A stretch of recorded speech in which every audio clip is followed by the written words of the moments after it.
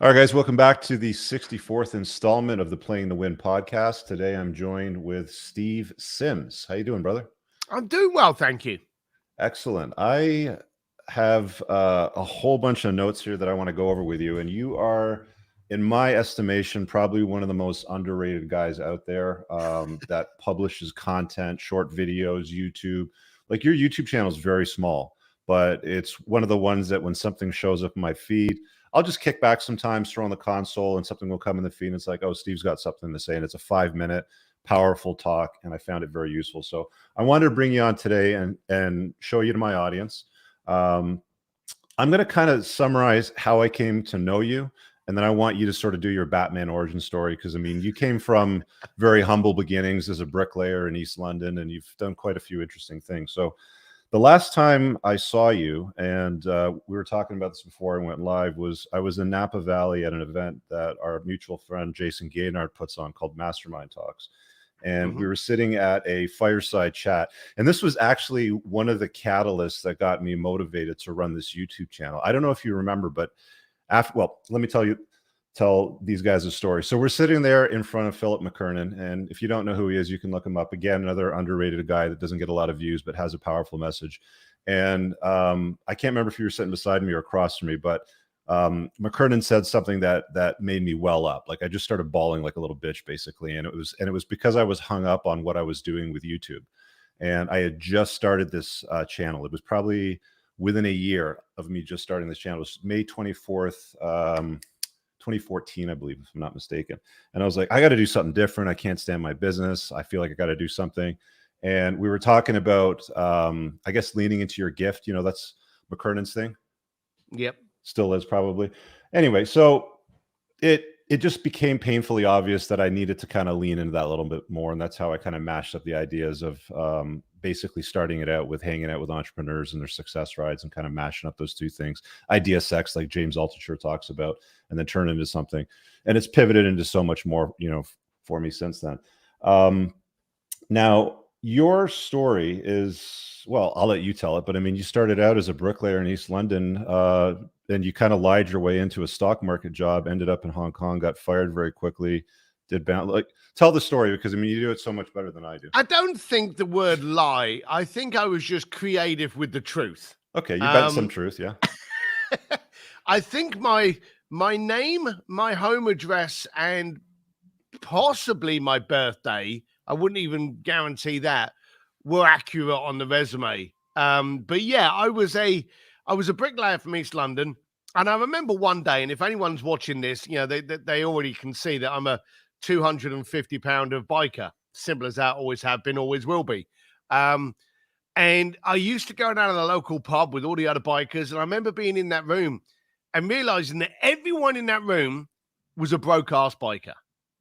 And I realized that you're always a combination of the room that you are in. So that's me. I'm a broke-ass biker. As long as I stay in this room, that is what I am. So I didn't want to be that person. I wanted to be something better. And this was in the 80s where we had Wall Street, the movie, and all these, and there was all this opulence being talked about, and Rolex. And of course, we didn't have Instagram to show us how, you know, inadequate our life was back then. But, you know, we were watching James Bond, and we were watching Wall Street, and all of these movies, and all of these faraway destinations that I knew I would never visit and never naturally be around as long as I stayed in that room. So I tried to change the room I was in, and it led me on a journey of discomfort, discouragement, being fired. And a friend of mine once that got a job in a banking organization, he actually said to me, they're doing a big hiring platform for Hong Kong. Come on in, you know, we'll talk to you, you know, they'll train you up, and then you could possibly get a apprentice stockbroking position in Hong Kong in the new office. So I turned up. There were about 200 people sitting in this room, and they literally just grabbed like 60 of us and gave us the job to go to. And in my resume, I wanted it to be funny because I had nothing to be in there. I even wrote in there a paragraph about how I was related to the Queen of England. I wanted you to read this resume and realize it was bollocks, but just kind of smile and go, well, look, the guy made me laugh. I'll give him a shot. That's what I was going for. So it was greater fiction than Harry Potter. They didn't read it. They literally didn't read it. They literally looked around. Obviously, there had been some kind of connection with me and him. So they just let me through the net. 60 of us went over to Hong Kong. 60 of us did orientation in the Shangri-La on the Monday. And on the Tuesday, I was fired. So they realized I had no, but now I'm in Hong Kong. What did they fire you for? Like, what did they pick up on when they said, right, this guy's not a good fit? Yeah, you know, where do you, the funny thing was we were in the Shangri-La Hotel for orientation on Hong Kong Island. And then on the Tuesday, we were taken into Victoria Harbour for where our office was. And as I came into the reception, you had to get your badges. That was the first time we'd been in the office, because the day before we were in the conference room of the hotel. So you went in to get your credentials. They didn't give me my credentials. They literally went, could you speak to so-and-so? They're waiting for you in the boardroom. So again, £250 a biker. I'm in there with a $99 suit on, and I walk into this room, and there's two guys that were smaller than me if they were combined. And they're both looking at me, and they know they're going to fire me because they've obviously done some checking. They've looked at the resume. They looked at the tests that I was doing the day before and realized I knew nothing. And they were like, we're just completing our file, Mr. Sims. Where is your Series 7 license? We can't seem to find it here. And I went, I don't have one of them. And in England, you can get one that was an 11 that was similar to the American version of this Series 7. And they went, oh, I forgot you're from England. You probably got the 11. Now, I don't have that either. And, of course, they're both looking at me. They both know that they're firing me, but they're both looking at each other going, you tell him. No, you tell him. No, you. And we're getting, and in that moment, I just smiled because you knew it was happening. You knew it was coming. And everyone just started laughing. And the guy looked at me in the middle of laughing. He went, you know, you're fired, don't you? And I went, yeah, I know. And then he went, what were you thinking? I said, I just wanted to try something. I never want to be the guy that doesn't try. And he said, well, look, here's a little bit of good news. Because we got you over here, we have to, even though we fired you today, give you your 3 months salary. And you get the apartment for 3 months. Okay. So I'm like, now the apartment. That's what got you in the nightclub business. And I want you guys to stick around because, I mean, the story's going to get real good because, I mean, Steve's the kind of guy that, I mean, he runs parties for guys like Elton John. If you want to go down and see the Titanic, it's been arranged. You want to get on a stage with your favorite rock band, you can make it happen. So this is most definitely a playing to win story that definitely deserves a place on this playlist. So you're in Hong Kong. And then you kind of pivot to something else because you got to sort your life out from there. You got to sort your life out. I tried loads of things, failed. So I became very educated on what I couldn't do.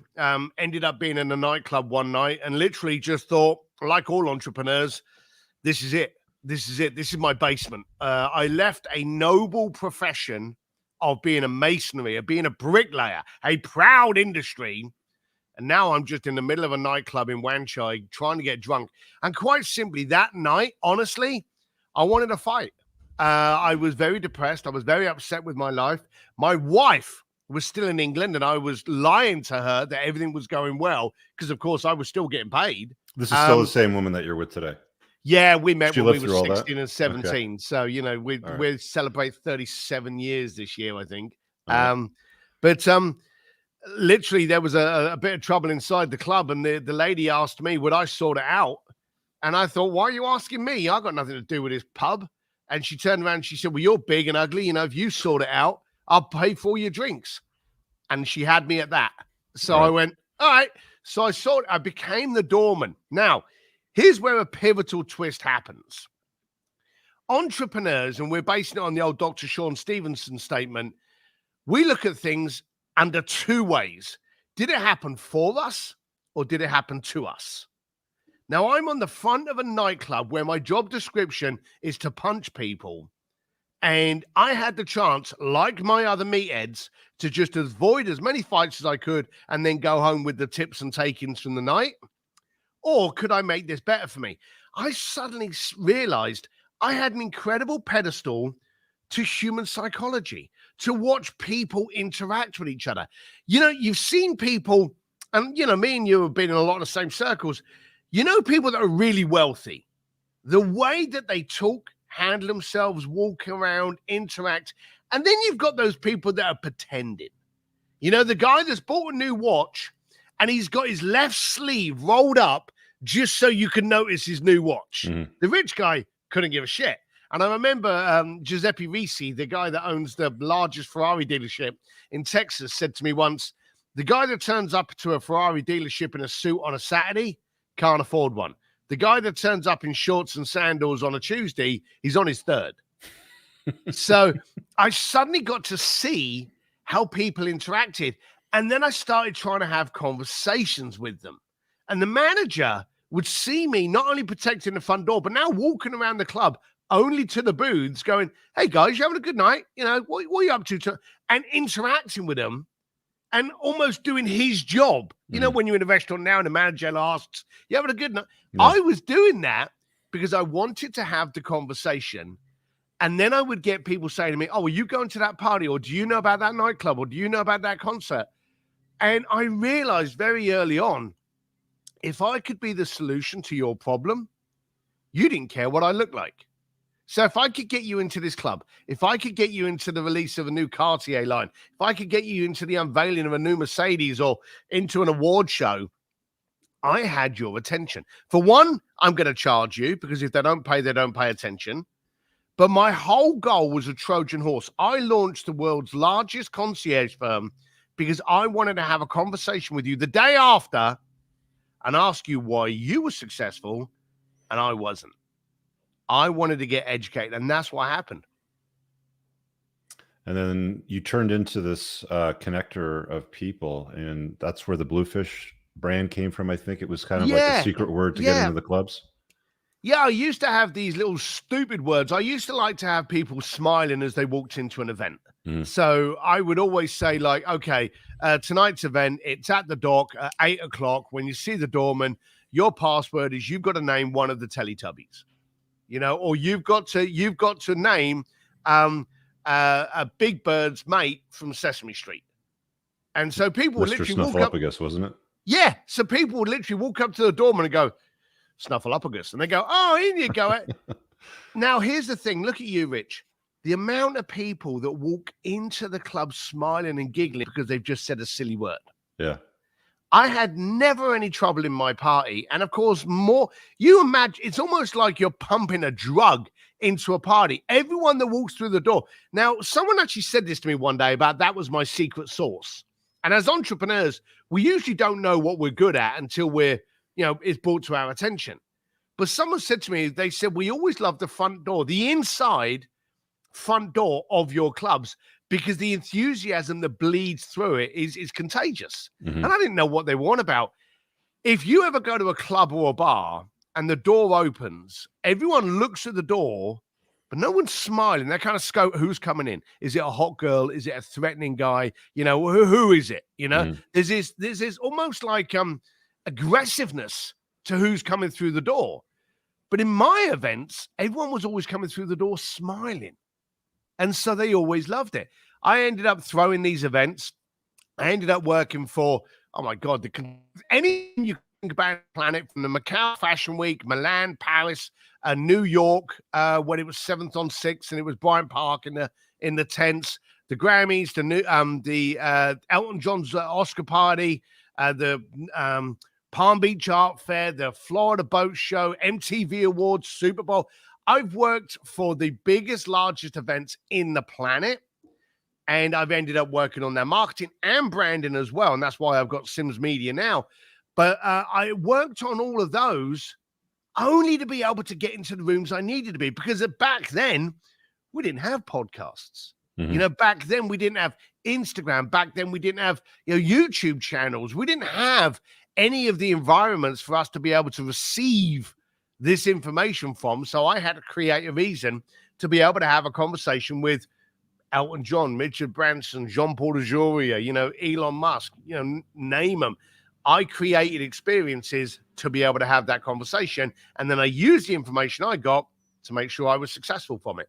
You said early on that one of the pivotal thinking, one of the ideas that you said was that if you're not the smartest guy in the room, you're in the wrong room. Yeah. Oh, absolutely. So, Absolutely. sorry. If you're the smartest guy in the room, you're in the wrong room. So Yes. at that point, you like how significant was that decision for you to put yourself in smarter rooms as far as you leveling up, becoming this guy that you are today? It's never changed. I race motorcycles now. And I'm a pretty good racer, but every time I go to an event, I find people that are better than me and I get into that group and I race against them. And I lose every single race that I go into because I constantly up my game. And I could go back to my people that I was racing against 6 months ago, 4 months ago, a year ago, and nail them, floor them like they're not even on the same track. But that doesn't help me grow. And so every time I get into an environment, I look at the environment and I will look around and I go, okay, are these people superior to me? Are they smarter? Are they sharper? What do they bring to me that I don't have? A different viewpoint, an argumentative opinion, anything that can help me change my perspective. And if it's not in the room, I've actually gone to events before and by lunchtime gone home because I've gone, this room doesn't push me. Awesome. Now, putting yourself in rooms like that. So let's use the motorcycling analogy because I completely understand that. I've ridden bikes. I have a chapter in my book on motorcycles. You know, those that follow me know exactly what I'm talking about. So we're definitely going to be talking about motorcycles on this podcast for sure. Now, when you're in a group, because basically what you do is you titrate up, right? It's like, okay, you become the best in this series. So it's like moving to the next one, you're the worst in the group and you've got all these faster riders. Riding a bike fast is scary. It's a lot scarier than driving a car fast because you have a lot more grip around the corners with your contact patches. When you lean a bike, you don't have the same level of contact on the road. So chasing down faster riders is going to be scary, right? Yep. Can I brake this late? Can I get on the power this early? Is my lean angle right? Like you're doing all these things that you're not consciously thinking about because you're just used to riding a bike that way. The fear component of it is what I think holds a lot of people back. How do you deal with the fear of putting yourself in a room where there's people that are better than you, where you have to chase them down to get to their level? How do you deal with that? I think fear, we all react to fear. Whether we like it or not, we react to fear. And fear is a good thing, okay? But you need to understand how to reframe it. I remember when I was a kid, and this is one of those funny moments, and I've got a back up to this story that is just going to make you wet yourself. I remember as a kid, when I was a bricklayer with my, at the time, girlfriend, I took her to the mecca of all men's movies, Point Break. Now I'm in East London. Fast forward to where I live now. I drive down the same streets where that movie was actually made and go to the same taco bar where that movie was shot. But at that time, the movie went through and there's a scene where they grab Johnny Utah and they're going to make him raid a bank. And it's Patrick Swayze who's Bodie. And Bodie turns around to Johnny Utah in the back of the truck because he says he's scared. And he says, hesitation, fear causes hesitation, and hesitation will cause your worst fears to come true.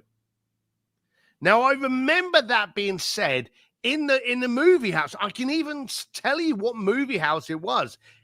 I never remembered the rest of the movie. I literally had to go back a couple of days later to watch the rest of the movie because I was so in awe of that. It's not the fear, it's the hesitation. And I remember when I used to do kickboxing and you get a punch in the head, it's not like Hollywood. You don't go flying through the bloody window, And so you always realize that the fear isn't usually as large as what you've given it credit for. And then there's the other side of it that says, hang on, yes, I'm scared, but what could possibly go wrong? I'll tell you what could go wrong. I could not try and remain here. Mm. And Joe Polish actually said to me years ago, coined it up best.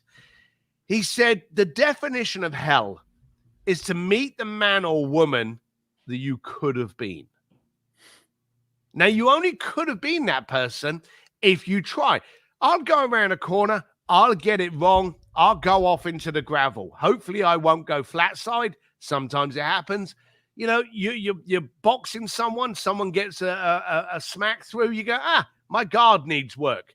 This is all education. Mm-hmm. And so when you get back on it, you go, okay, I lost it at that corner. Oh, I got an uppercut here. I've got to keep my elbow in here. That's the education. So for me, it's not the fear in trying. It's the fear of not. Now, here's my little backup thing that'll make you pee yourself.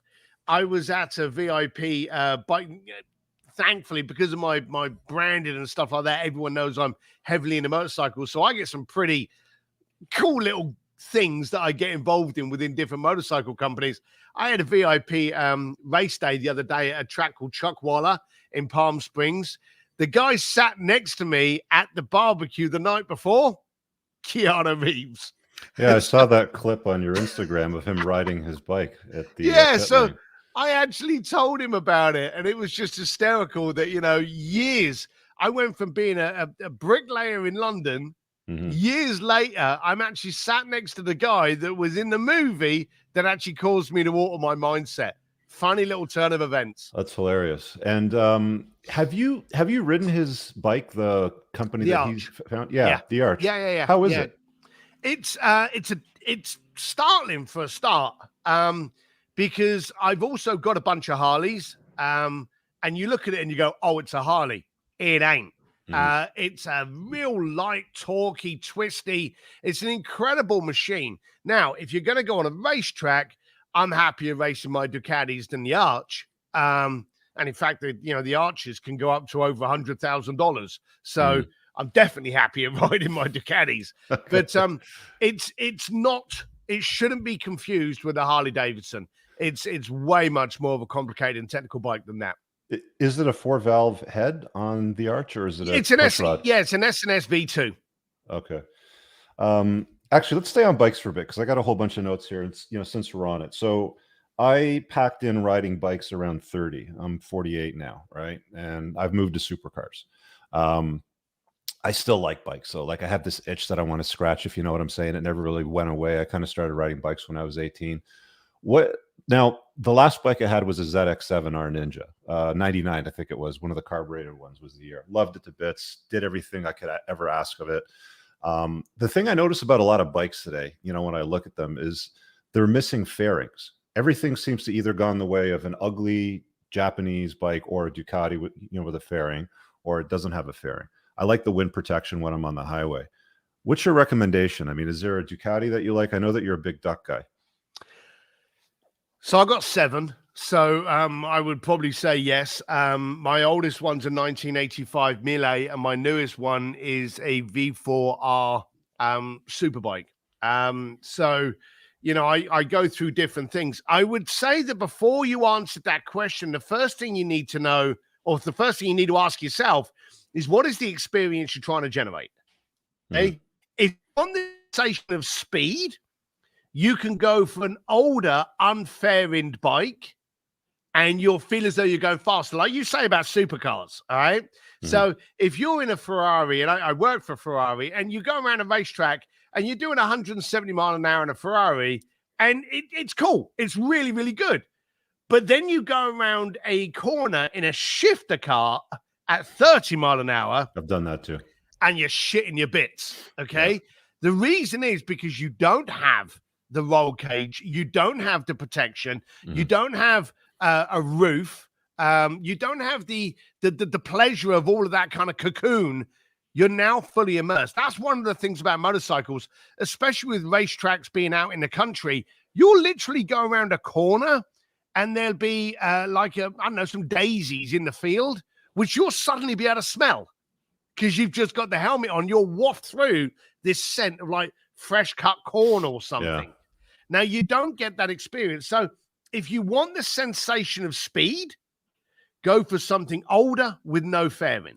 If you want to go around a track fast, then get the fairing and you'll still get the sensation because, it's still only a piece of plastic, but you'll be able to go faster on it. There's a lot of bikes that are naked now because quite simply, my V4R, the speedo clicks off at 180. It doesn't register above that, because above that, you shouldn't be looking at the freaking speedo. So literally, it just stops. And if you look at race bikes like mine, it has a tachometer. It doesn't have a speedo engaged when you've got it on It's race irrelevant mode. on a track, yeah. It's totally irrelevant. So, but I've been on my bike, and I've done like 180, 170, and it's brilliant. And then I've been on naked, what they call nakeds and street fighters and those kind of things, doing 50 mile an hour slower. And I'm immersed in more experience. I've got more wind on my chest. It's like going down the road, looking out your front window at 80 mile an hour, and then rolling all the windows down and looking at the grass next to you. It's ground rush. Yeah, I'm gonna have to ride them both then. All right, here, I got a super chat here from Igor, and he's saying, how important is storytelling for your business? And I can answer that, and I want to hear Steve too as well. But the reason why you're watching right now is because he's a phenomenal storyteller. Would you agree? I have to. Today, it's all about the story. It's all about the why. You don't need to have a story that includes Richard Branson or Ferrari or Elon Musk. You don't need that. Your story could be your rags to riches. It could be why you did this. Most entrepreneurs are in business because they started off pissed off. They started off aggravated. Elon Musk openly says, I couldn't understand why it took 5 days for me to transfer money from one US account to another US account. It's not like someone turned up at 5 o'clock that night with a handbag of cash and ran it across. They literally, it was no more than like a sequence of, it was an email. He couldn't understand it. So to cure his aggravation, he built PayPal. That was his story. That was his why. So Igor, he's built an entire rocket company just because he wants to go to Mars. There you go. Entrepreneurs solve their problems and then find other people that have the same problem and invoice them for it. It's as simple as that. So yeah, Igor, storytelling is a big thing. Yeah, I was looking at some data because I'm just finishing up the details of a course that I'm working on. And one of the things that I came across was that I think it was Simon Sinek that said something along the lines of the reason why people buy from someone is because of their story. I mean, so the reason why somebody will choose going to the corner to buy a lemonade from a kid behind the stand versus the vending machine is because the kid has a story. Yeah. Right? Oh, absolutely. They want branding. And this is where we're getting to this side. And I said to you earlier, we ended up launching a branding company purely based on this. The reason is everyone today, and you can look at it, why do people buy an Apple computer instead of a PC? Because they feel as though it makes them cooler when you buy a Mac over a PC. Why do you fly to England on British Airways or Virgin? British Airways, you want to pretend you're royal. Virgin, you want to think you're cool, like Richard Branson. Yeah. There's a story and a brand behind absolutely everything today. And if you don't have one, then you become vanilla and you're just a transaction, and Amazon's already put you out of business. You just don't know about it yet. That's a good point.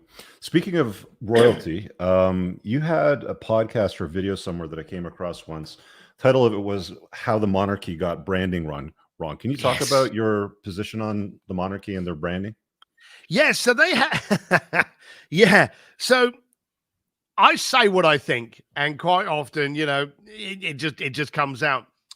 There was all of this, and this was when Meghan was in England, and there was all of this kind of talk about race, and she left and she did the Oprah thing. Now, do I think all of that media was handled well? No. Could it have been done better?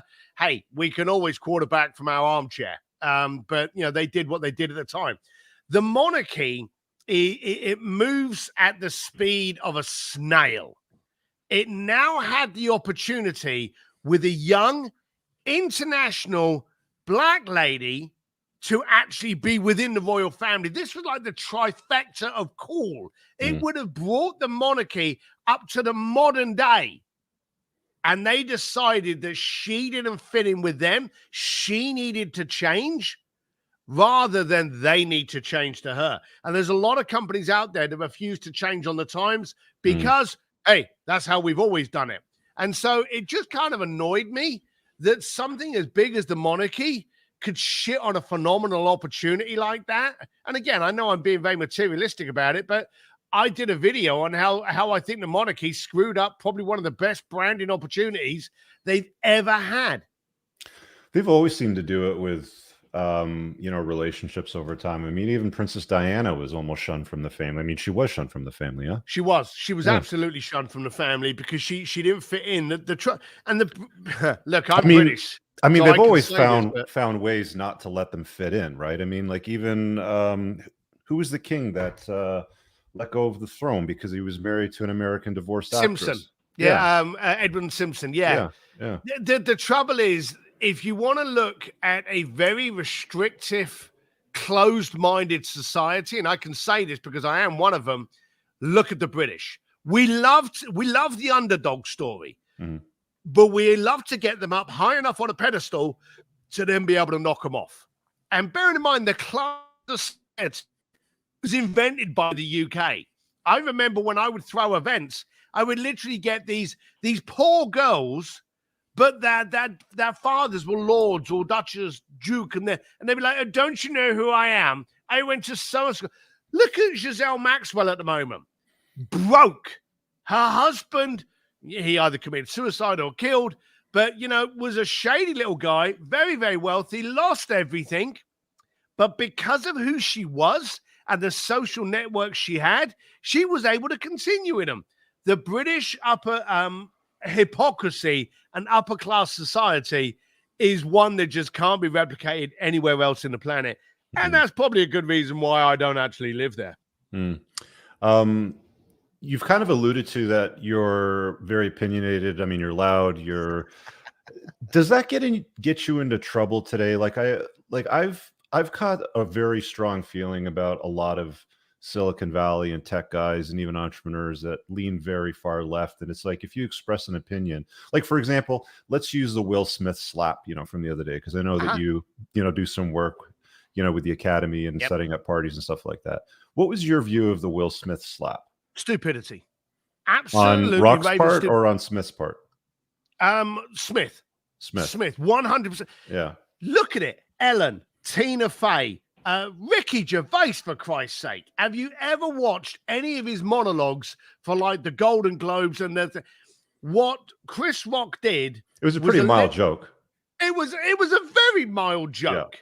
Okay. And Jada, let's be blunt, she looks absolutely fantastic with her hair. She's got a beautiful face. Okay. And they are actors and actresses, for Christ's sake. They live for attention, and Chris gave it to them. Okay. And what did Will do? Will is probably one of the nicest guys out there. I will say that. You know him personally? I've worked with him a couple of times. But the way he markets and brands himself, he's always branded as one of the nicest guys out there. He's always funny. Now, that's a lot of that is an act, because a lot of the time you don't want to be fun and friendly. It's bloody work. But he does a fantastic job at it.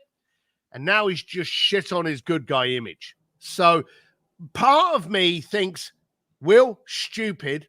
The other part of me thinks, damn, what happened, man? For that split second, you lost it. You lost control and you did something stupid. And of course, we're now seeing the backlash, and we're now seeing the apologies and all these kind of stuff. That's tough.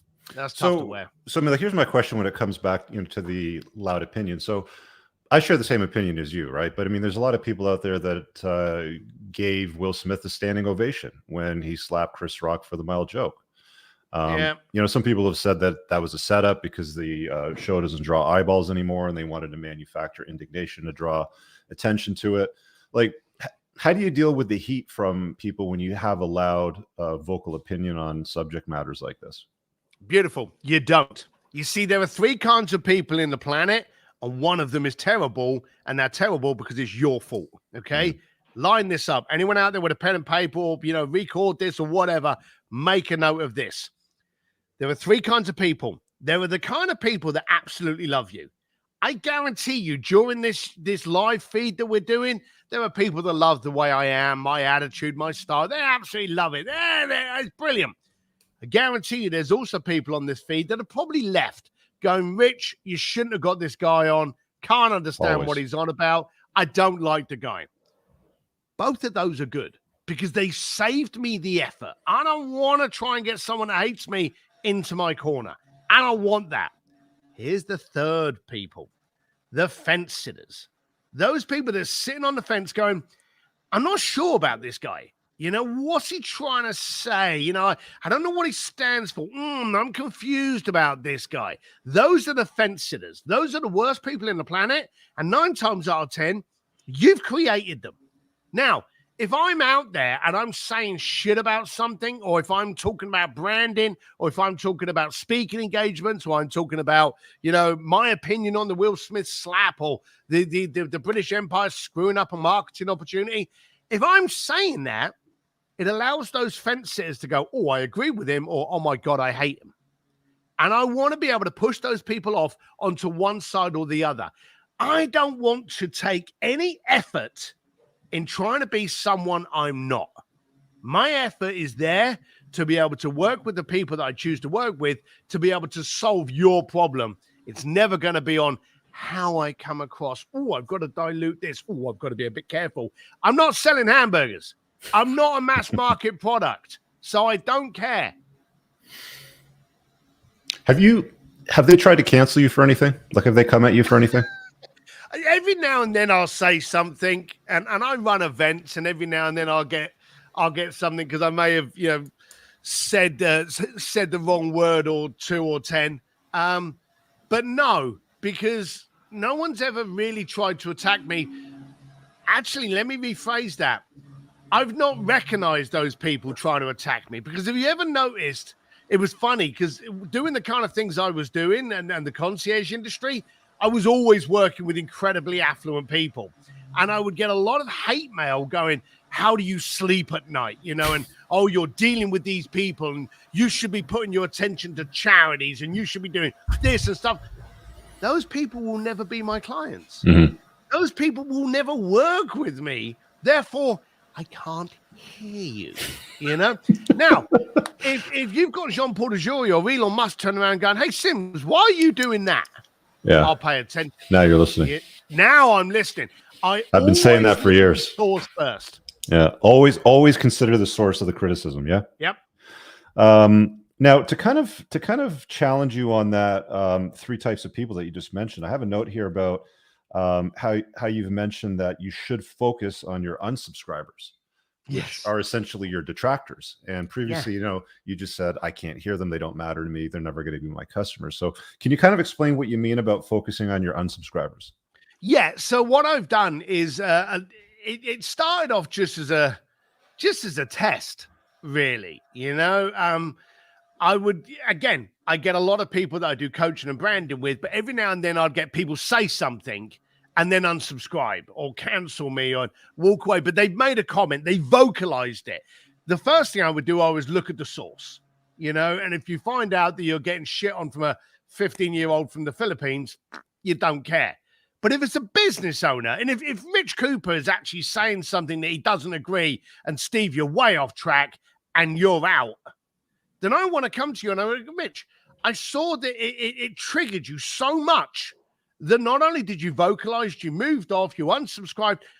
I've got nothing to gain from this other than the education of understanding why. I would love to understand your perspective. Now, no one ever goes for those people.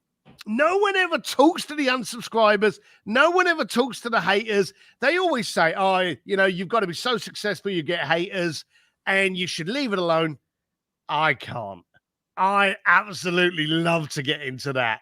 And so you would be surprised. And I don't know the exact figure, but I would say a good 30% of my coaching and branding clients came from people that argued about my methods or my positioning or my style, that then came back to me once we had that conversation. And said, you're right. Yeah. You see, what you do, any relationship you want, you have to have a trigger. Now, when you see your mate that tells good jokes, you see him walk down the street, you're enlightened to see him because you know that during the conversation with him, he's going to say something funny and entertain you. And you see someone else and you hate them, you don't want to be anywhere near them. You want to create a trigger. Now, if you can take that trigger and convert it into a positive one, and 9 times out of 10, miscommunication. Now, you said about, have I ever been cancelled? Have I ever been attacked? All the time. And I made a flippant statement, which I shouldn't have said. I said to you that I don't get cancelled because I don't care. I care enough to care about who I am and what I say. And that will attract those people that can see. I may get it wrong, but if I want to come to you and go, hey, why do you think that? You know, what have I said that's triggered you? What was it that you disagreed with? And the amount of times that I've actually spoken to people and I've gone, do you know, you're right. You're right. I'm wrong. And I've actually done a re-edit. I've gone back and gone, hey, I spoke to Johnny.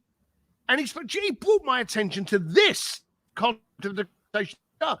I want to become educated. And that, again, is down to that growth of being the dumbest person in the room and constantly be prepared to get educated. But first of all, where's the source?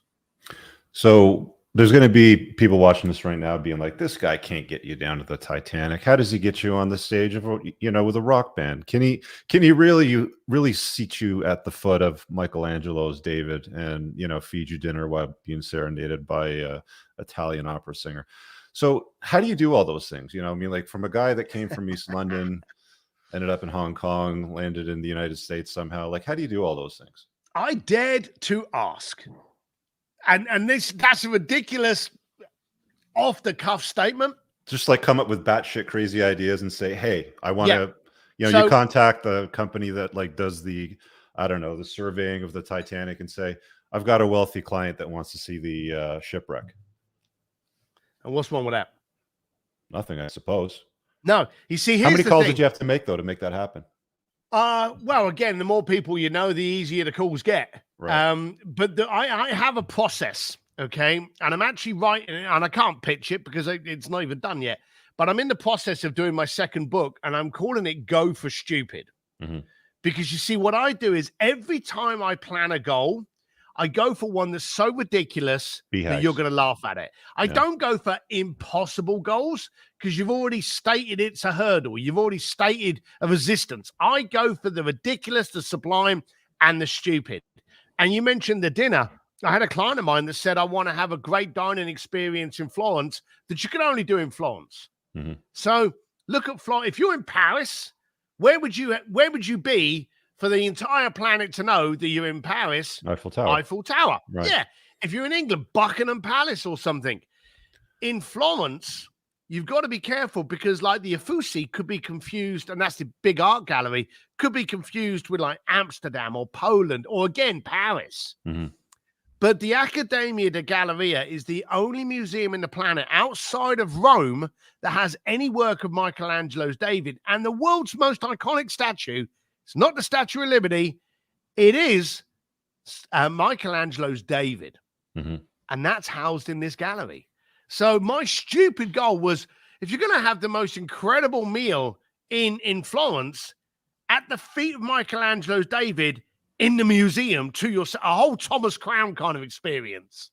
And I asked, is there a picture of it if I Google it online so I can just throw it up on the screen? There, I don't know if there is actually. But I know I've got to, and I don't even know if I can text it to. Actually, I know that we've been conversing through. Let me do this. I don't want to take too long doing this, but I literally dared to go into people and ask them if it could be done. And 9 times out of 10, the weird thing happened. Oh, hang on. Here it is. I found it. Oh, you found it? Yeah, there's something online. I can share it on the screen. Hold up. Window. Just make sure you got the right one. That's it, yeah? That's it. Yep. So I literally. So you can see the table right in front of it. Looks like there's 4 seats or 6 seats. There's actually 6 seats. You can just make out the little brown seats. There were actually 6 seats that we set up. Yeah. And that's it. I actually did an entire table for 6 people at the feet of Michelangelo's David, shut the museum down from 3 o'clock in the afternoon until 2 o'clock in the morning. And then, like all entrepreneurs, once we've got the green light for everything and everything's set, that's usually when we try to see if we can fuck it up a bit. So I was like, okay. And literally, it was a Sunday that I was asked to do this. The dinner was on a Wednesday. And by Monday night, I had the academia and the chef all sorted and approved. Mhm. And so I had Tuesday. I had an entire day going, what else could I do? How could I make this just a little bit cooler? And I was working with Elton John at the time. And I said, who's the most famous Italian singer? And they went, well, Andrea Bocelli. And I was like, of course it is. Can you get me in touch with him? Because I'd love him to come and sing at my client's dinner party. Mm-hmm. And they did. They actually made the introduction. And I got Andrea Bocelli to come and serenade my clients at the defeat of Michelangelo's David. And I mean, like, you're the absolute real deal. I mean, you're here with John Travolta. I see you here with Elon Musk. You've rubbed shoulders with quite a few people. This is your book over here, by the way, too, guys. It's called Bluefish, and you should grab it. The audiobook's great.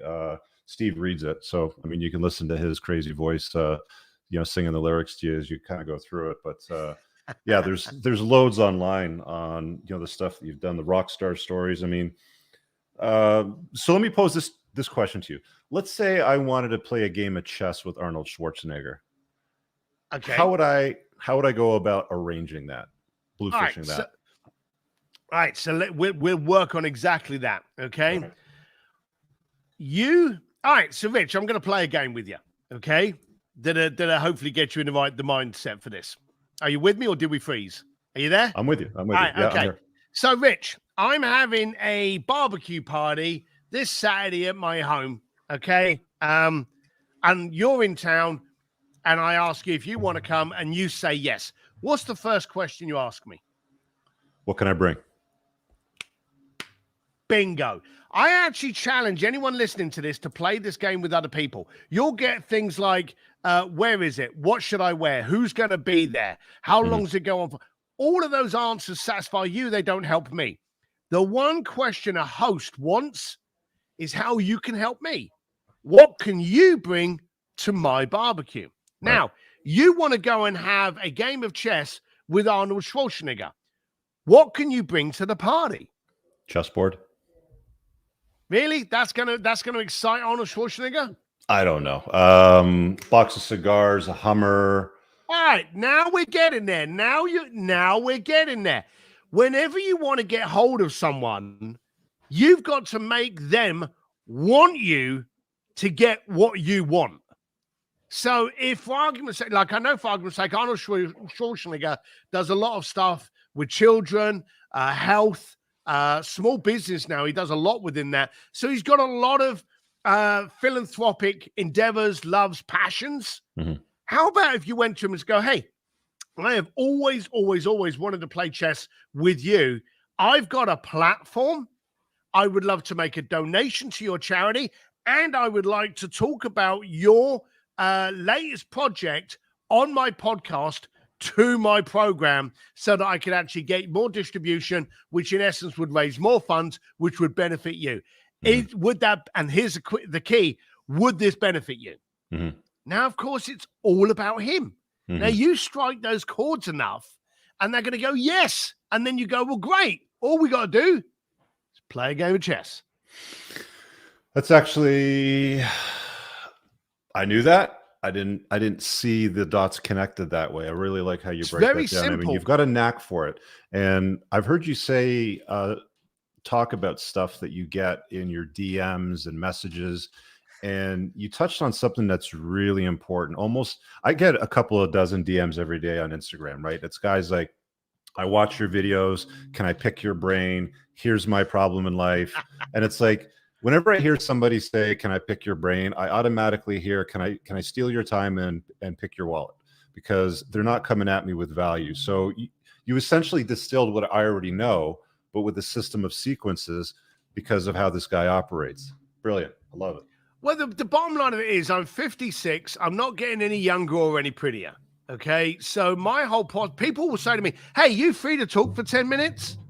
Literally on my website, I have 30 minutes, $750, and we'll talk about anything you want. Mm-hmm. And so I literally say, no, I'm not free for 10 minutes. I'm $750 for 30. Sign up here. Mm-hmm. Or people, the classic one. How many people buy it? We probably get like 1%. We limit percentage wise, but we get about 6 calls a month after we've kind of like vetted it a bit. But yeah, some people do show up. It depends how important it is to you to have me answer your goals. But I'm just stunned with how many people that don't focus on the benefit of the recipient Right. in that conversation. Bring some value to the table first. It's as simple as that. What am I bringing to the party? I know I'm being on your podcast. I haven't got any hair products to sell, so I know I have to bring value, hopefully bring nuggets that are going to get people come off this call and go, hang on a minute, that was very simple, stupid shit to do. I'm going to do it, and I'm going to be more impactful, and that's all I want. You've got 10 minutes left, I know, before you got to run. I wanted to ask you because there's not a lot of people that I see in successful long-term relationships with their spouses. You said you've been married for close to 40 years now. Yeah, 37 this year, I think. What's the what would you attribute to the success of that marriage? Well, if I'd have been drinking, I'd probably say a huge knob. But because this is would you call it a successful marriage first? Yes. I've got to ask before. Okay, so what would you attribute to the success of it then? I would probably say, aside from being a knob. Yeah. I would probably say it's the fact that I've never settled, you know? And this is an entrepreneurial trait that 9 times out of 10 can cancel the hell out of a relationship and kill it. And, you're no good. You up your game every time. Yeah. And you look at your relationships, and your relationships have not always upped themselves. So you upgrade your house, you upgrade from economy to business to first class, you upgrade your home from your house to your penthouse. You're constantly upgrading, even the circle of friends you keep. Mm-hmm. But then you look at your loved one and you're like, met her 10 years ago. I need to upgrade. With Claire, my wife, she also upgrades. And she's like, I need someone that's going to be willing to get up at 4 o'clock in the morning for the family. I need to be with someone that's going to want to do that. And so she constantly pushes me. I constantly push her. And we end up in circles and in sandpits that we've upped together. And we recognize our strengths and we ignore weaknesses to the other person to look after that. So I would say that it's teamwork and unsettling. Just because you married someone and you love them, that's not good enough today. Mm. I'm with Claire. I'm with my woman because she's the most powerful, beautiful, compelling, scary as shit person I know in the planet to trigger me in left, right, and center. So she's just the absolute one. I wish I could take my mouse and kind of scroll back about 30 seconds to recapture exactly what you said, but you said something like never settling. Yeah. Mm-hmm. And I've often told guys, because one of the areas that I'm recognized for, I know that you don't follow me on much of my stuff, but I help guys figure out women and I help them, figure out relationships. And I've often said that as a guy, you cannot relax in life. Okay. No. Like you have to chase excellence. If you want to deal in a long-term relationship or expose yourself to a marriage and the potential risks of family law and losing half your shit. You live in one of the most hostile states in the world in California. You've got to be on your grind, right? Like you've got to be on your purpose. You've got to chase excellence. You can't relax, sit back, rip open a bag of Cheetos and sit back and watch sports 7 days a week. It's not going to work out. She's going to leave on you at some point. Yeah. Oh, very, very quick. But you see, the trouble is you've actually attacked one of the biggest cornerstones or the biggest foundations of a man's life is his relationship. Okay. Yeah, it is. Absolutely. You can absolutely. I found that to make sure that my relationship was strong, I had to not settle for anything, even including the small stuff. Like I love an old fashioned, and an old fashioned is only bloody 3 ingredients. It ain't that hard to make, but you'll be amazed at how many times people screw it up. My family will know. My friends know that if I get a glass, an old fashioned, and it's got a freaking great wedge in there, like an orange wedge, it automatically goes back. I won't even sip it. Excuse me, that's not an old fashioned. I won't even settle if it doesn't have a large ice cube. If a burger comes to me and the fries are slightly cool, I'll be like, don't overheat those. I need a fresh plate done. From my food, my drink, my coffee, anything, I don't settle. And by not settling, it raises my standards all the time and then makes other people raise their standards to meet mine. And then when I look at my relationship, I'm going, hang on a minute, I will send a drink back because it's got too much fruit in it. Therefore, I'm going to make sure I hold you accountable to the same standards. I love it. It's profound. You man. don't have to go big. You don't have to go big. If you've got a pen on your desk and the end is chewed up and it's dirty and disgusting and you don't care about it, what else aren't you going to care about? And that's just a bloody Bic. So raise your standards from the smallest, cheapest, nastiest, tiniest little insignificant things, and you'll find that all of the more important attributes will change in accordance. That there, Steve, is a chapter in your next book. Whoop, whoop. So to wrap up real quick, because I know you've got to run for your next session, who should follow you? Who shouldn't follow you? Where should they follow you? So here's the first thing, man, marketing and branding 101. I am Steve D. Sims everywhere. I've got a free Facebook group called An Entrepreneur's Advantage with Steve Sims. It's free. I do a lot of videos in there. But if you just visit stevedsims.com, you can find out about the book, my course, my speakeasy event.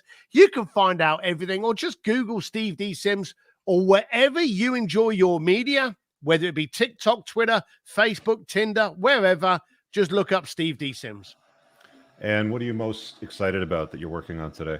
So I actually launched a company just over a year ago with my son, Sims.media. It's literally a branding and marketing firm in that order. And we teach people how to speak, how to get attention, how to get on podcasts, how to promote their company, their brand. That's really exciting because it's with my son. And so I'm really enjoying that. That's awesome. Steve, I want to thank you for hopping on this podcast with me and sharing some of your wisdom. Guys, check him out. I'll make sure that I link to his website below in the description, and give us a thumbs up. And if you have anything else, just chuck it in the comments and we'll catch up with it later.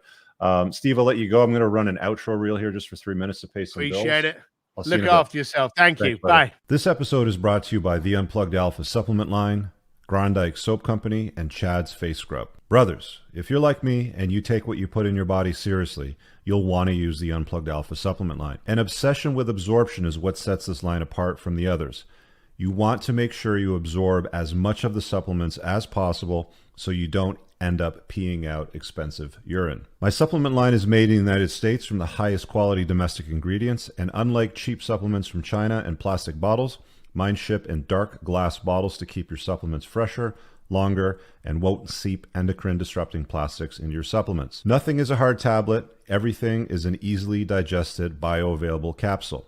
You can filter all products by their various categories, including testosterone support, estrogen metabolism, fat burning, immune health, sleep support, and performance. Visit theunpluggedalpha.com/shop and use the subscribe and save option to get 10% off your supplement orders, or just use coupon code ALPHA10 for 10% off a one-time order to try it out. Men, I use Tactical Soap and God of War beard oil every day. Tactical Soap is a handmade product made in the United States from ingredients you can actually pronounce, not conventional endocrine-lowering toiletry chemicals. Both the soap and beard oils are infused with bioidentical pheromones that are designed by a clinical psychologist and pheromone expert to maximize attractiveness to the opposite sex. Visit coopersoap.com and get 10% off your order today. Gentlemen, my go-to face scrub to keep this manly face clean and clear is Chad's. Again, it's incredibly important to me to only use products with all natural ingredients without nasty chemicals that disrupt male hormone levels or convert to estrogen in your body. And unlike watery scrubs that slip between your fingers, this thick face scrub with black lava sand gives you powerful results in one go. Visit getchads.com and you'll be redirected to the Amazon store. You'll get 10% off when you use coupon code GetChads10. You can find all the links I've just mentioned pinned below in the top YouTube comment. If you want to learn more about why I endorse these natural products to my audience, search on my YouTube channel for an episode I did with Dr. Anthony J titled Playing to Win number 21, How Estrogenics Make You Fat, Sick, and Infertile with Dr. Anthony J. Let's get on with the show. Guys, I want to thank you for watching. That was a blast. See you guys in the next episode.